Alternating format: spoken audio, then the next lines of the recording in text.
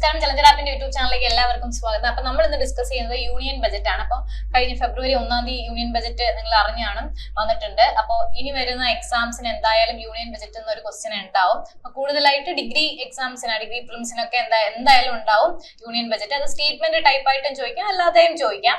അപ്പൊ നമ്മൾ ഇനി ഇതിപ്പോ മൊത്തത്തിൽ ഒരെണ്ണം യൂണിയൻ ബജറ്റിനെ കുറിച്ച് പറയാണ്. അത് കഴിഞ്ഞിട്ട് സ്റ്റേറ്റ്മെന്റ് ടൈപ്പ് ക്വസ്റ്റ്യൻ ആൻസർ എങ്ങനെ വന്നാൽ എങ്ങനെ എഴുതാം, അതായത് പ്രീവിയസ് ഇയർ അങ്ങനെ ഒരുപാട് ക്വസ്റ്റ്യൻസ് ചോദിച്ചിട്ടുണ്ട്. ഇത്തവണ പ്രത്യക്ഷ നികുതി, പരോക്ഷ നികുതി, അതിന്റെ പെർസെന്റേജ് എന്നൊക്കെ പറഞ്ഞ് ഒരുപാട് ടൈപ്പ് ചോദിച്ചിട്ടുണ്ട്. നമുക്ക് ആദ്യം യൂണിയൻ ബജറ്റ് എന്താണെന്ന് ആദ്യത്തെ അതിന്റെ ഹൈലൈറ്റും കാര്യങ്ങളൊക്കെ ഇന്ന് നോക്കാം. അത് കഴിഞ്ഞിട്ട് ഡിഗ്രി പ്രിലിംസിന് വേണ്ടിയിട്ട്, ഡിഗ്രി പ്രിലിംസിന് മാത്രമല്ല എല്ലാ എക്സാംസിനും ചോദിക്കും. ഡിഗ്രി പ്രിലിംസിന് കുറച്ച് സ്റ്റേറ്റ്മെന്റ് വൈസും കുറച്ച് ടഫ് ആയിട്ടുള്ള ക്വസ്റ്റ്യൻസ് ആയിരിക്കും യൂണിയൻ ബജറ്റ് എന്ന് ചോദിക്കാം. സോ അപ്പൊ നന്നായിട്ട് പഠിച്ചാല് നമുക്ക് എന്ത് ചെയ്യാൻ പറ്റും, എല്ലാ ക്വസ്റ്റിനും അറ്റൻഡ് ചെയ്യാൻ പറ്റും. അപ്പൊ നമുക്ക് യൂണിയൻ ബജറ്റ് നോക്കാം. അപ്പൊ നമ്മുടെ ചാനൽ ഇതുവരെയും സബ്സ്ക്രൈബ് ചെയ്തിട്ടില്ലാത്തവർ ചാനലിലൂടെ ഒന്ന് സബ്സ്ക്രൈബ് ചെയ്യാം. അപ്പൊ നമ്മുടെ ചലഞ്ചർ ആപ്പ് ഡൗൺലോഡ് ചെയ്തിട്ടില്ലാത്തവര് താഴെ കാണുന്ന ഡിസ്ക്രിപ്ഷൻ ബോക്സിൽ ക്ലിക്ക് ചെയ്തുകൊണ്ട് നമുക്ക് എന്ത് ചെയ്യാം, ചലഞ്ചർ ആപ്പ് ഡൗൺലോഡ് ചെയ്യാം. അത് എഴുതിയിട്ട് നിങ്ങൾക്ക് നേരെ പ്ലേ സ്റ്റോറിലേക്ക് പോകും. ഈ കാണുന്ന ലിങ്ക് ക്ലിക്ക് ചെയ്ത് കഴിഞ്ഞാൽ നേരെ പ്ലേ സ്റ്റോറിലേക്ക് പോകും. അപ്പൊ നിങ്ങൾക്ക് ചലഞ്ചർ ആപ്പ് ഡൗൺലോഡ് ചെയ്യാം. എന്നിട്ട് ജസ്റ്റ് ഒരു നമ്പർ കൊടുത്തിട്ട് നിങ്ങൾക്ക് അത് രജിസ്റ്റർ ചെയ്യാവുന്നതാണ്. അപ്പൊ നിങ്ങൾക്ക് കയറി കഴിയുമ്പോഴത്തേനും എല്ലാം അവൈലബിൾ ആയിരിക്കും. ഇപ്പൊ നോട്ടിഫിക്കേഷൻ വന്നിട്ടുള്ള ഡിഗ്രി പ്രിലിംസ്, 10th 12th എല്ലാം, അതായത് നമ്മുടെ മിഷൻ കാക്കി എന്ന് പറഞ്ഞിട്ട് ഒരു സീരീസ് ഉണ്ട്. അപ്പൊ അതിനകത്ത് കോഴ്സ് എല്ലാം ഉൾപ്പെടുന്നുണ്ട്. അപ്പൊ നിങ്ങൾക്ക് ഏത് കോഴ്സ് ആണോ വേണ്ടത് അത് പർച്ചേസ് ചെയ്ത് അത് നിങ്ങൾ പഠിച്ചു തുടങ്ങുക. അപ്പൊ നിങ്ങൾക്ക് ഇതിൽ തന്നെ topic exam, daily exam, current affairs quiz ഒത്തിരി ഉണ്ട്. നിങ്ങളുടെ സിലബസ് കംപ്ലീറ്റ് ആയിട്ട് കവർ ചെയ്തതിനും വിത്ത് മെന്റർഷിപ്പോട് കൂടിയാണ്. അപ്പൊ നിങ്ങൾ ഏത് എക്സാമിനാണോ പ്രിപ്പയർ ചെയ്യുന്നത് വേഗം അത് പർച്ചേസ് ചെയ്ത് പഠിച്ചു തുടങ്ങുക. നമുക്ക് കേന്ദ്ര ബജറ്റ് നോക്കാം. ഇത് ഹൈലൈറ്റ് ആണ് പഠിക്കുന്നത്. ഇനി നമുക്ക് പഠിക്കാം, ഇത് കഴിഞ്ഞിട്ട് നമുക്ക് ഇനി ക്വസ്റ്റ്യൻ ആൻസർ ആയിട്ടാണ് പഠിക്കണം. ഒരു സ്റ്റേറ്റ്മെന്റ് ടൈപ്പ് ക്വസ്റ്റ്യൻ ഒക്കെ പോലെ നമുക്ക് പഠിച്ചാൽ മാത്രമേ ഡിഗ്രി പ്രിലിംസിനൊക്കെ കുറച്ച് ടഫ് ആയിട്ട് ചോദിക്കാൻ ചാൻസ് ഉണ്ട്. സോ അതുകൊണ്ട് നമുക്ക് ആദ്യം ഇതിന്റെ എന്താണ് ഹൈലൈറ്റ് എന്നൊക്കെ പറഞ്ഞ് നോക്കി പഠിക്കാം. ഇപ്പോ 2025-26 കേന്ദ്ര ബജറ്റ് ആണ്. അപ്പൊ അതെന്നായിരുന്നു, 2025 ഫെബ്രുവരി 1-നാണ്. ഓക്കെ, അത് മാസം കറക്റ്റ്, മാസവും ദിവസവും ഒക്കെ കറക്റ്റ് ആയിട്ട് ഓർത്തിരിക്കുക. പണ്ടൊക്കെ അത് ഫെബ്രുവരിയുടെ ലാസ്റ്റ് പ്രവൃത്തി ദിവസമൊക്കെ ആയിരുന്നു. അപ്പൊ എന്താണ് ഇത്തവണ എങ്ങനെയാണ്, 2025 ഫെബ്രുവരി 1-നാണ്. അത് മറക്കരുത് കേട്ടോ. പിന്നെ ബജറ്റ് അവതരിപ്പിച്ചത് ആരാണ്? ധനകാര്യമന്ത്രിയാണ്. ധനകാര്യമന്ത്രി ആരാണ്? നിർമ്മല സീതാരാമൻ. അതിന്റെ ടൈം കൂടി ഓർത്തിരിക്കുക. 1 മണിക്കൂർ 14 മിനിറ്റ് ആണ് കേട്ടോ. 1 മണിക്കൂർ 14 മിനിറ്റ് ആണ്. എല്ലാ കാര്യങ്ങളും കൃത്യമായി തന്നെ ഓർത്തിരിക്കണം. കാരണം നമുക്കിനി വരുന്നത് സ്റ്റേറ്റ്മെന്റ് ടൈപ്പ് ക്വസ്റ്റ്യൻസ് ആയിരിക്കും. സോ അതിൽ 1 മണിക്കൂർ 14 മിനിറ്റ് 12 മിനിറ്റ് എന്നൊക്കെ നമുക്ക് 1 മണിക്കൂർ ഓർമ്മ കാണും, മിനിറ്റ് ആയിരിക്കും ഓർമ്മ കാണാത്തത്. സോ അതുകൊണ്ട് പഠിക്കുമ്പോൾ എല്ലാം കൃത്യമായി തന്നെ പഠിച്ചു പോവുക. അപ്പം ഇതിന്റെ മൊത്തത്തിലുള്ള ബഡ്ജറ്റിന്റെ ഹൈലൈറ്റ് നമ്മൾ ടെലിഗ്രാം ചാനലിൽ ഇട്ടിട്ടുണ്ട്. പിന്നെ എന്താ, നിങ്ങൾ ഇത് ഒന്ന് ജസ്റ്റ് ഒന്ന് നോക്കിയിട്ട് പോവുക. ഇത് കഴിഞ്ഞിട്ട് ഞാൻ പറഞ്ഞതുപോലെ ക്വസ്റ്റ്യൻസ് ഡിസ്കസ് ചെയ്യാം. ഏറ്റവും ദൈർഘ്യമേറിയ ബജറ്റ് അവതരിപ്പിച്ചത് ആര് തന്നെയാണ്? നിർമ്മല സീതാരാമനാണ്. എപ്പോഴാണ്? 2020-21 2 hour 40 minutes ആണ് കേട്ടോ. 2 hour 40 minutes. ഇപ്പൊ എത്രയാണ്? 1 മണിക്കൂർ 14 മിനിറ്റ് ആണ്. പക്ഷെ ഏറ്റവും കൂടിയ ദൈർഘ്യമേറിയ ബജറ്റ് അവതരിപ്പിച്ച നിർമ്മല സീതാരാമൻ ഏത് വർഷമാണ്? 2020-21 കാലഘട്ടത്തിലാണ്. എത്ര മണിക്കൂറാണ്? 2 hour 40 minutes ആണ്. ഓക്കെയാണ്. ഏറ്റവും ചെറിയതും കൂടി നമുക്ക് പഠിക്കാം. വലുത് പഠിച്ചതുകൊണ്ട് ചെറുതുകൂടെ പഠിക്കാം. HM പട്ടേലാണ്. ഒരു 800 വാക്കുകൾ മാത്രമേ ഉണ്ടായിരുന്നുള്ളൂ. ഇടക്കാല ബജറ്റ് ആയിരുന്നു 1977. പിന്നെ ഈ ബജറ്റിന് കഴിഞ്ഞതിന് ശേഷം നമുക്ക് നിർമ്മല സീതാരാമനെ കുറിച്ച് കുറച്ച് പഠിക്കാനുണ്ട്. തുടർച്ചയായി 8ാമത്തെ തവണ. ഇതില് മെയിൻ ആയിട്ടുള്ളത് തുടർച്ചയായി എന്നിട്ടുള്ള ഒരു വാക്കാണ്. തുടർച്ചയായി 8ാമത്തെ തവണയാണ്. തുടർച്ചയായി ഏറ്റവും കൂടുതൽ തവണ ബജറ്റ് അവതരിപ്പിക്കുന്നതും ആര് തന്നെയാണ്? നിർമ്മല സീതാരാമൻ തന്നെയാണ്. ഏറ്റവും കൂടുതൽ ആരെന്ന് ചോദിച്ചാൽ മൊറാർജി ദേശായിയാണ്. 10 തവണയാണ് കേട്ടോ. അദ്ദേഹം തുടർച്ചയായിട്ട് അദ്ദേഹവും 7-6 തവണ മാത്രമേ അവതരിപ്പിച്ചിട്ടുള്ളൂ. ഏറ്റവും കൂടുതൽ, അതായത് ഇടയ്ക്ക് ഗ്യാപ്പ് ഒക്കെ വന്നിട്ട് ഏറ്റവും കൂടുതൽ മൊറാർജി ദേശായിയാണ്. 10 തവണയാണ്. ഇപ്പൊ എന്താണ്, നിർമ്മല സീതാരാമൻ തുടർച്ചയായി 8ാമത്തെ തവണയാണ്. തുടർച്ചയായി 8ാമത്തെ തവണ അല്ലെങ്കിൽ തുടർച്ചയായി ഏറ്റവും കൂടുതൽ തവണ എന്നൊക്കെ ചോദിച്ചാൽ നിർമ്മല സീതാരാമൻ തന്നെയാണ്. ഓക്കെ, ഇതിൽ ഒരെണ്ണം ഇടക്കാല ബജറ്റ് ആയിരുന്നു, ബാക്കി എല്ലാം മെയിൻ ബജറ്റ് ആയിരുന്നു. പിന്നെ ഇതില് നമ്മൾ തുടങ്ങിയപ്പോൾ, അതായത് ബജറ്റ് അവതരിപ്പിക്കാൻ തുടങ്ങിയപ്പോൾ ഉള്ള ഒരു കാര്യമാണ്, തെലുങ്ക് കവിയും നാടകകൃത്തുമായ ശ്രീ ഗുരജാഡ അപ്പറാവുവിന്റെ ഒരു രാജ്യം എന്നാൽ അതിന്റെ മണ്ണ് മാത്രമല്ല, ഒരു രാജ്യം എന്നാൽ അതിന്റെ ജനങ്ങളാണ് എന്ന പ്രസിദ്ധമായ വാക്യം ഉദ്ധരിച്ച് ആണ് എന്താണ് ബജറ്റ് അവതരണം ആരംഭിച്ചത്. അപ്പൊ അത് ചിലപ്പോൾ സ്റ്റേറ്റ്മെന്റ് ടൈപ്പിൽ ചോദിക്കുകയാണെങ്കിൽ എന്ത് ചെയ്യാം, ആരാണെന്നുള്ളതായിരിക്കും ചിലപ്പോൾ ചോദിക്കുന്നത്, അല്ലെങ്കിൽ ഈ കോട്ട് തന്നെ ചോദിക്കാൻ ചാൻസ് ഉണ്ട്. അതുകൊണ്ട് അത് ഓർത്തിരിക്കുക. ഒരു രാജ്യം എന്നാൽ അതിന്റെ മണ്ണ് മാത്രമല്ല, ഒരു രാജ്യം എന്നാൽ അതിന്റെ ജനങ്ങളാണ് എന്നുള്ളൊരു കോട്ടിന് ഉദ്ധരിച്ചുകൊണ്ടാണ് അദ്ദേഹം നിർമ്മല സീതാരാമൻ എന്താണ് ബജറ്റ് ആരംഭിച്ചത് കേട്ടെ. അടുത്ത തെലുങ്ക് കവിയും നാടകകൃത്തുമായ ശ്രീ ഗുരജാഡ അപ്പറാവുവിന്റെ ഒരു വാക്യമാണ് കേട്ടോ. പിന്നെ അതെ, മധുബനി എന്ന് പറഞ്ഞാല് നിർമ്മല സീതാരാമന്റെ സാരിയിൽ ഉണ്ടായിരുന്ന ആ ഒരു വർക്ക്, അത് മധുബനി സാരിയാണ്. മധുബനി എന്ന് പറയുമ്പോൾ ബീഹാറിലുള്ളതാണ്. അപ്പൊ ഓരോ ബജറ്റിനും ഓരോ സാരിയാണ് കൊടുത്തോണ്ടിരുന്നത്. അപ്പൊ എന്താണ് സാരികളുടെ പ്രത്യേകത? സാരിയൊക്കെ പ്രത്യേകത എന്ന് വെച്ചാൽ, അതായത് ഓരോ നാട്ടിലുള്ള സാരികൾ ഉണ്ടല്ലോ, അപ്പൊ അതിങ്ങനെ ഉയർത്തിക്കൊണ്ട് വരാൻ വേണ്ടിയിട്ടായിരിക്കും, അങ്ങനെയാണ് ഉയർത്തിക്കൊണ്ട് വരാൻ വേണ്ടിയിട്ടാണ് അതിങ്ങനെ ഓരോ ടൈപ്പ് സാരീസ് ഉപയോഗിക്കുന്നത്. അപ്പം ഇത്തവണ മധുബനി സാരി ആയിരുന്നു, ബീഹാറിലാണ്. അതിന്റെ മധുബനി ചിത്രകലയായിട്ട് ബന്ധപ്പെട്ടിട്ടുള്ള ഒരു സാരി ആയിരുന്നു. ഫോട്ടോ ആദ്യം കാണിച്ചിട്ടുണ്ടായിരുന്നു, നോക്കിയാൽ അറിയാം. പിന്നെ ഇതിന്റെ തീം, ഈ 2025-26 ബജറ്റിന്റെ തീം എന്ന് പറഞ്ഞാൽ സബ്കാ വികാസ് എന്നാണ്. സബ്കാ വികാസ് വളരെ ഇമ്പോർട്ടന്റ് ആണ്, എല്ലാവരുടെയും വികാസം. ലക്ഷ്യം എന്താണ്? വികസിത് ഭാരതം. വികസിത് ഭാരതം എന്ന് ഹിന്ദിയിൽ പറയും, നമുക്ക് വികസിത ഭാരതം. അപ്പൊ അതിന്റെ തീം എന്താണ്? സബ്കാ വികാസ്. പിന്നെ ഇതിന്റെ ഒരു എസ്റ്റിമേറ്റ് ജസ്റ്റ് ഒന്ന് നോക്കാം. ഈ അക്കങ്ങളൊന്നും മാറിപ്പോകരുത് കേട്ടോ. മൊത്തം വരുമാനം എത്രയാണ്? കടമെടുക്കൽ ഒഴികെ 34.96 ലക്ഷം കോടി രൂപ. ഓക്കെ, മൊത്തം ചെലവ് 50.65 ലക്ഷം കോടി രൂപ. ലക്ഷം കോടിയാണ് കേട്ടോ. അടുത്ത പിന്നെ നമ്മൾ ഈ അറ്റനികുതി, ധനക്കമ്മി, റവന്യൂ കമ്മി കൂടെ ഒന്ന് നോക്കി വെക്കണം. അറ്റനികുതി വരുമാനം 28.37 ലക്ഷം കോടി രൂപ. പിന്നെ ധനക്കമ്മി എത്രയാന്ന് വെച്ചാൽ GDP-യുടെ 4.4%, റവന്യൂ കമ്മി GDP-യുടെ 1.5%. ഒന്നുകൂടെ നോക്കാം. വരുമാനം പഠിക്കണം, ചെലവ് പഠിക്കണം കേട്ടോ. വരുമാനം എത്രയാണ്? കടമെടുക്കൽ ഒഴികെയാണ് 34.96 ലക്ഷം കോടി രൂപയാണ്. ചെലവ് എത്രയാണ്? 54.65 ലക്ഷം കോടി രൂപയാണ് കേട്ടോ.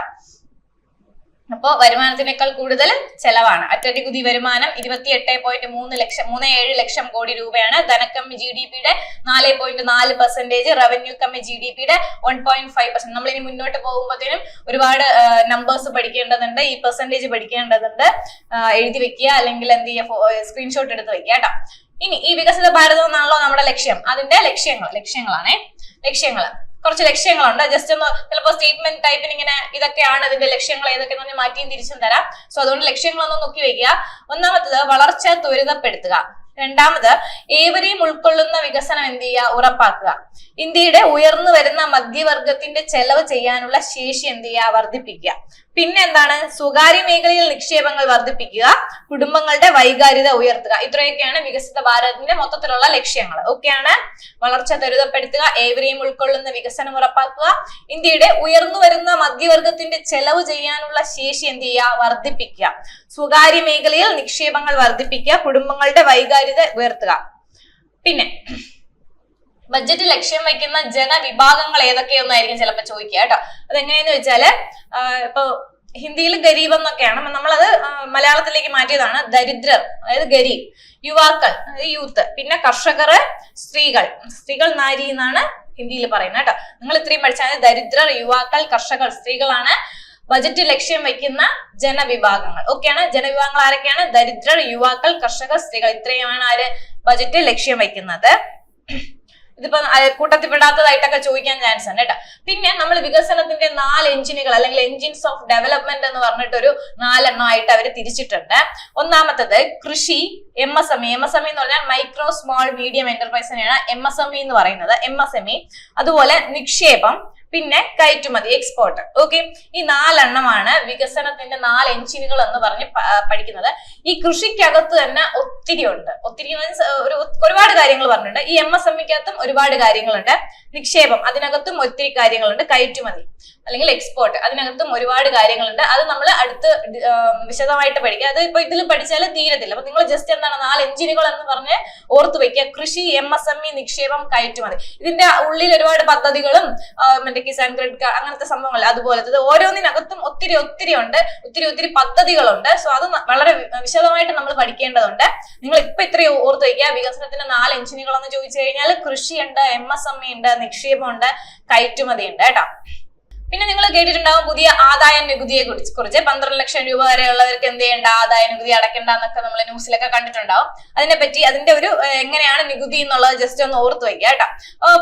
പുതുക്കിയ നികുതി നിരക്കാണ് പറയുന്നത്. 0 മുതൽ 4 ലക്ഷം വരെ എന്താണ്? നികുതി ഇല്ല. ഓക്കെ, 0 മുതൽ 4 ലക്ഷം വരെ എന്തില്ല? നികുതി ഇല്ല. വാർഷിക വരുമാനത്തിന് വേണ്ടിയിട്ടുള്ള നികുതിയാണ് കേട്ടോ. പിന്നെയുള്ള 4 ലക്ഷം തൊട്ട് 8 ലക്ഷം വരെ എത്രയാണ്? 5%. 8 ലക്ഷം തൊട്ട് 12 ലക്ഷം വരെ 10%. 12 തൊട്ട് 16 വരെ 15%. 16 തൊട്ട് 20 വരെ 20%, 20 മുതൽ 24 ലക്ഷം വരെ 25%, പിന്നെ 24 ലക്ഷത്തിന് മുകളിൽ എത്രയാണ് 30% കേട്ടോ. 12 ലക്ഷം രൂപ വരെ വാർഷിക വരുമാനമുള്ളവരെ ആദായ നികുതിയിൽ നിന്ന് ഒഴിവാക്കി പുതിയ സമ്പാദനത്തിന് കീഴിലുള്ള പുതുക്കിയ നികുതി നിരക്കുകളാണ് നമ്മൾ താഴെ പഠിച്ചത്. കൃത്യമായി ഓർത്തിരിക്കുക. ഇത് അങ്ങോട്ടും ഇങ്ങോട്ടും തിരിച്ച് സ്റ്റേറ്റ്മെന്റിൽ ചോദിക്കാൻ ചാൻസ് ഉണ്ട്. ഓക്കെയാണ്. അടുത്ത് പിന്നെ നമുക്ക് വരവും ചെലവും പഠിക്കേണ്ടത്. അപ്പൊ നമുക്ക് വരവ് നോക്കാം. അത് എത്ര ശതമാനമാണെന്ന് ജസ്റ്റ് ഒന്ന് നോക്കി വെച്ചാൽ മതി. ഇനി ഒരുപാട് ശതമാനങ്ങൾ വരുന്നുണ്ട്, മാറിപ്പോവാൻ ചാൻസ് ഉണ്ട്. അതുകൊണ്ട് കൃത്യമായി എഴുതി വെക്കുകയോ ഓർത്തിരിക്കുകയോ ചെയ്യാം. കടമെടുപ്പ് അല്ലെങ്കിൽ മറ്റു ബാധ്യതകൾ എത്ര ശതമാനമാണ്? 24%. പിന്നെ നമുക്ക് എന്തുണ്ട്? ആദായ നികുതി എത്രയാന്ന് വെച്ചാൽ 22% ആണ്. ആദായ നികുതി 22%. പിന്നെ GSTയും മറ്റു ടാക്സുകളും എത്രയാണ്? 18. GSTയും മറ്റു ടാക്സുകളും എത്രയാണ്? 18%. പിന്നെ വരുന്നത് കോർപ്പറേഷൻ നികുതി, നികുതിയേതര വരുമാനമാണ്. കോർപ്പറേഷൻ നികുതി 17%, നികുതിയേതര വരുമാനം 9%. ഇതൊക്കെ ഇങ്ങനെ ചിലപ്പോ സ്റ്റേറ്റ്മെന്റ് ആയിട്ട് അല്ലെങ്കിൽ ഓപ്ഷനിൽ ഇങ്ങനെ കൊടുത്തിട്ട് ചേരുമ്പടി ചേർക്ക് എന്തെങ്കിലും വരവ് ചെലവെന്നൊക്കെ പറഞ്ഞ് ചോദിക്കാൻ ചാൻസ് ഉണ്ട്. അപ്പൊ ഇത്രയും ഓർത്തിരിക്കുക. അടുത്ത എക്സൈസ് തീരുവയാണ് 5%, പിന്നെ കസ്റ്റംസ് 4%, പിന്നെ കടമല്ലാത്ത മൂലധന വരവ് 1% ആണ്. അപ്പൊ ഇത് വരവാണ്. വരവും ചെലവും തമ്മിൽ മാറിപ്പോരുത്. വരവ് കടമെടുപ്പ് മറ്റു ബാധ്യതകൾ എത്രയാണ്? 24%. ആദായ നികുതി എന്ന് പറയുമ്പോൾ 22%. പിന്നെ GSTയും മറ്റു ടാക്സുകളും കൂടി എത്രയാണ്? 18% വരുന്നത്. അതുപോലെ കോർപ്പറേഷൻ നികുതി 17% വരുന്നുണ്ട്. നികുതിയേതര വരുമാനം 9%, എക്സൈസ് തീരുവ 5%, കസ്റ്റംസ് 4%, കടമല്ലാത്ത മൂലധന വരവ് 1% ആണ്. ഇതുപോലെ നമുക്ക് എന്തും പഠിക്കാനുണ്ട്? ചെലവും പഠിക്കാനുണ്ട്. ചെലവില് ആദ്യം പലിശ അടവ് 20%. പിന്നെ സംസ്ഥാന തീരുവയും നികുതി വിഹിതവും കൂടെ എത്രയാണ്? 22%. കേന്ദ്ര മേഖല പദ്ധതികൾ വരുമ്പോൾ 16% വരുന്നുണ്ട്. പിന്നെ മറ്റു ചെലവുകൾ, മിസലേനിയസ് ആയിട്ടുള്ള ചെലവുകള് 8%. പിന്നെ കേന്ദ്രം സ്പോൺസർ ചെയ്യുന്ന പദ്ധതികൾ ഉണ്ടല്ലോ, അത് എത്രയാണ്? 8% കേട്ടോ. ചെലവാണ് നമ്മൾ പഠിക്കുന്നത്. പ്രതിരോധം 8%. പിന്നെ ഫിനാൻസ് കമ്മീഷൻ മറ്റു ട്രാൻസ്ഫറുകളെല്ലാം കൂടെ 8%, സബ്സിഡി 6%, പെൻഷൻ 4. ഇത് രണ്ടും ചെലവായാലും വരവായാലും ഇമ്പോർട്ടന്റ് ആണ്, ഓർത്തിരിക്കുക. നമ്പേഴ്സ് ആയതുകൊണ്ട് ബുദ്ധിമുട്ടുണ്ടാവും. ഇത് കുറെയൊക്കെ ഇത് 8% കേട്ടോ. ഓർത്തിരിക്കുക, എങ്ങനെയെങ്കിലും ഓർത്തിരിക്കാൻ ശ്രമിക്കുക. പിന്നെ മന്ത്രാലയങ്ങൾക്ക് അനുവദിച്ച തുക എത്രയെന്ന് കൂടെ പഠിക്കണം. ഇതെല്ലാം കോടിയിലാണ് കേട്ടോ.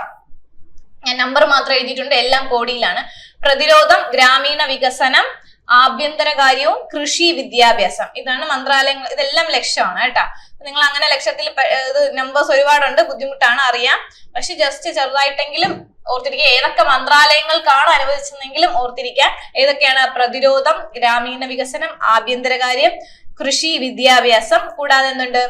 ആരോഗ്യമുണ്ട്, നഗരവികസനം, IT ആൻഡ് ടെലികോം വരുന്നുണ്ട്, പിന്നെ എനർജി വരുന്നുണ്ട്, വാണിജ്യവും ആൻഡ് വ്യവസായവും വരുന്നുണ്ട്, സാമൂഹിക വികസനം വരുന്നുണ്ട്, ശാസ്ത്ര മേഖലയാണ്. ഇത് നമ്പേഴ്സ്, അതായത് കാശിന്റെ പഠിച്ചു വെക്കാൻ കുറച്ച് ബുദ്ധിമുട്ടുണ്ട് അറിയാം.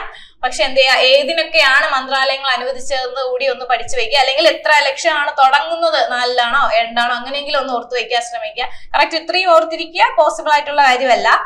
പ്രതിരോധം, ഗ്രാമീണ വികസനം, ആഭ്യന്തരകാര്യം, കൃഷി, വിദ്യാഭ്യാസം, ആരോഗ്യം, നഗരവികസനം, IT ആൻഡ് ടെലികോം, എനർജി, വാണിജ്യം ആൻഡ് വ്യവസായം വരുന്നുണ്ട്, സാമൂഹിക വികസനം വരുന്നുണ്ട്, പിന്നെന്താണ്? ശാസ്ത്ര മേഖല വരുന്നുണ്ട്.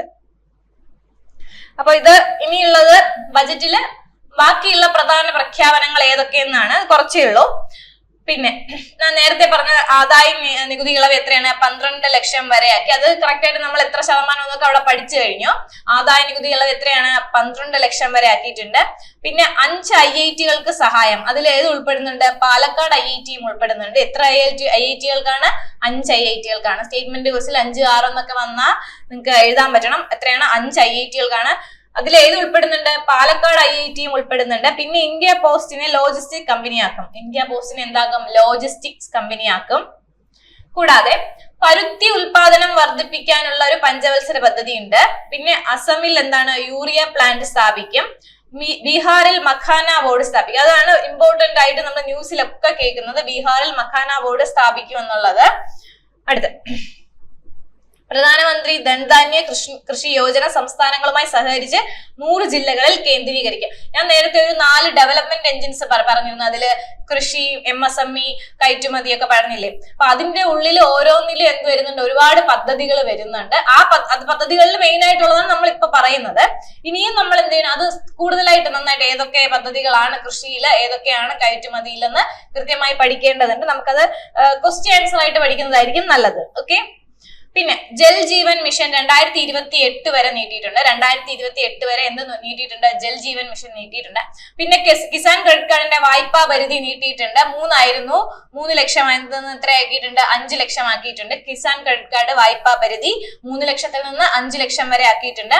പിന്നെയുള്ളത് ഭക്ഷ്യ പോഷക സുരക്ഷയ്ക്കായി 2ാമത്തെ ജീൻ ബാങ്ക് സ്ഥാപിക്കും. എന്താണ്, ഭക്ഷ്യ പോഷക സുരക്ഷയ്ക്കായി 2ാമത്തെ ജീൻ ബാങ്ക് സ്ഥാപിക്കും. പിന്നെ ബീഹാറിൽ ഗ്രീൻഫീൽഡ് വിമാനത്താവളം വരുന്നുണ്ട്.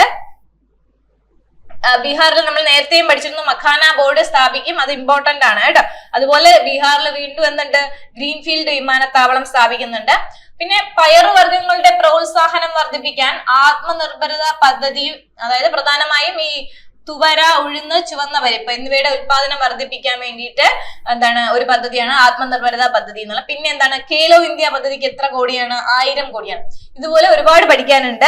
ഞാൻ നേരത്തെ പറഞ്ഞ പോലെ 4 ഡെവലപ്മെന്റ് എഞ്ചിൻ പറഞ്ഞതില് അതിൽ മെയിൻ ആയിട്ടുള്ളതാണ് ഈ പറയുന്ന കിസാൻ ക്രെഡിറ്റ് കാർഡും അല്ലെ കൃഷിയിൽ വരുന്നതും എക്സ്പോർട്ടിൽ വരുന്നതും ഒക്കെ. അപ്പൊ എന്ത് ചെയ്യാം, കുറച്ച് നന്നായിട്ട് പഠിക്കാം.